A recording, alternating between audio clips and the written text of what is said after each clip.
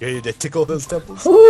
Welcome to the Book Father's Temple Tickling Guides. Hey, we got this book. It tickled our temples. Or do they not? Because there are some really weird toddler books out there. I'm almost more interested in the books that don't tickle temples. We have 3 criteria. Book fun?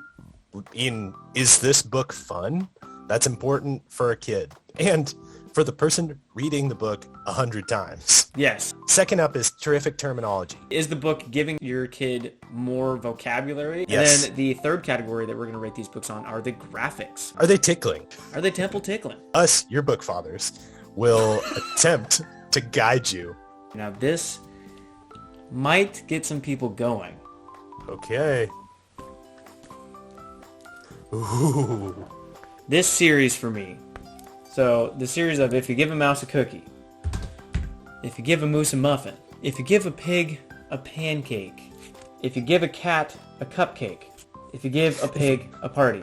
This series is very inconsistent for me, and that's my biggest gripe with it. The classic, the first one, if you give a mouse a cookie, everyone knows that story, it's good. It's great for giving kids, ideas of cause and effect. And it's pretty fun in terms of, oh, this leads to that, leads to that, leads to that. And it's pretty fun. And it loops back pretty well, In the first one, if you give a mouse a cookie... Sorry, these books are by Laura Numeroff, and they're illustrated by Felicia Bond. And they're, like I said, first one, great. We'll see where the series goes. So, if you give a mouse a cookie, classic tale... I don't know. I have gripes with all the other ones. It just seems like an idea that went too far. It's been overplayed. My gripe with if you give a pig a party is they have this whole day where it starts with them making balloons for a party, and then they have to find the friends. They have to go on this adventure to find the friends. They have a party at the end. But then it ends with them, presumably, at the end of the night, thinking to themselves, well, now I want another party. And they're just going to keep partying. They're just never going to stop. They're just going to keep going. And it's just unreasonable, right? And it's irresponsible to teach your toddlers. And then if you give a cat a cupcake, has the worst example in the series of a disconnect between the cause and effect. Okay? So this one starts with, if you give a cat a cupcake, he'll ask for some sprinkles to go with it. Fine. When you give him the sprinkles, he might spill some on the floor. For sure. Okay, that makes sense. Cleaning up will make him hot, so you give him a bathing suit. What? Dropping sprinkles on the floor. Cupcake sprinkles to... Oh, cleaning up those sprinkles may be so hot, I'm going to put on a bathing suit. And then what are you doing? Taking the cat to the beach? And then we go to the beach. What? And then the sand eventually reminds them of the sprinkles at the end. So it's like, okay, there's a decent connection there at the end. Oh, yeah, this one also takes too long. It's like the time frame doesn't make sense on this one. So they go to the beach, they try and find these things. He can't lift this. He'll put them in his pail, but it's too heavy. So he needs to work out and learn how to lift heavy things.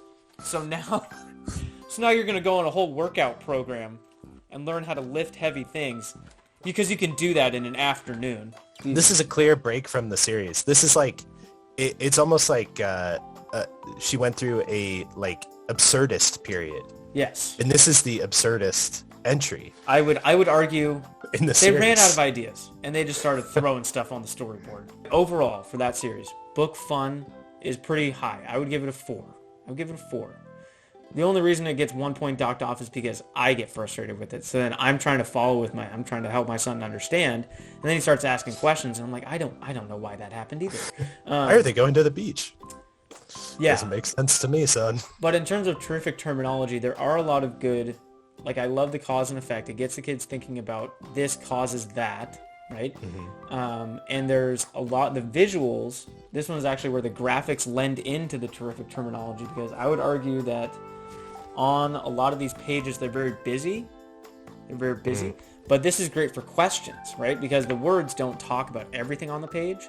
This is an opportunity where the child will be like, well, what's that? What's that?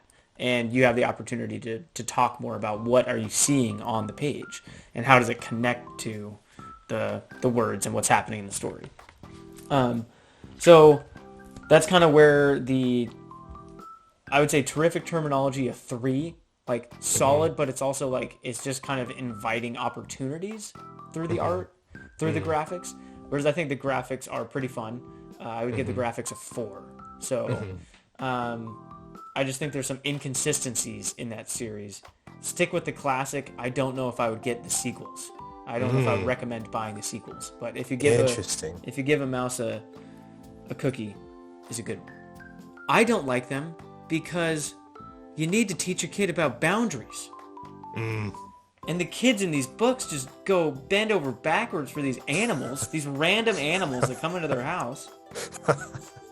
And they're just, oh, we're going to the beach? Okay, yeah, let's go to the... Oh, you want that? Oh, anything you want. Yeah. Yeah. Boundaries, dude. Learn how to say no. One suggestion for all of our parents out there, utilize your public libraries. The libraries have really great activities that they have going on, events that they have going on. Having books around for kids is one of the best things you can do. Picking the right ones is important. That's why we have developed these temple tickling guides. Continue to tickle the temples of your toddlers. Until next time, bye for this time, guys. Bye for this time, guys.